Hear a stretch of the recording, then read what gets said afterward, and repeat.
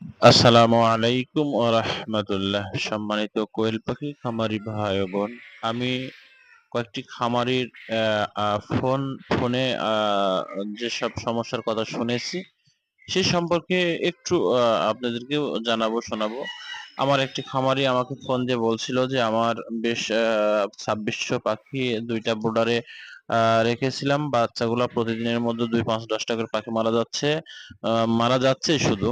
আরেকটি খামারি বলেছিল তার ২,০০০ বাচ্চা বা ২২০০ বাচ্চাও তার বা বা জমাট বাঁধতেছে।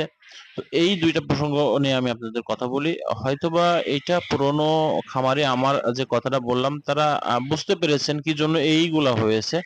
১ম যে খামারিটা আমাকে বলেছিলেন তার ২৬০০ বাচ্চা, ২ টা ব্রুডার। তার বাচ্চা প্রতিদিনের জন্য ২, ৫, ১০ টা করে বাচ্চা মারা যাচ্ছে। আসলে আমি সেই খামারিকে যে কথাগুলো বলেছি বা আপনাদেরও বলতেছি যেটা, সেটা হচ্ছে প্রধান কারণ হচ্ছে কোয়েল পাখির বাচ্চা বিশেষ করে ৬ থেকে ৭০০ একটা ব্রুডারে বাচ্চা করলে সবচেয়ে ভালো এবং এটা করাই দরকার।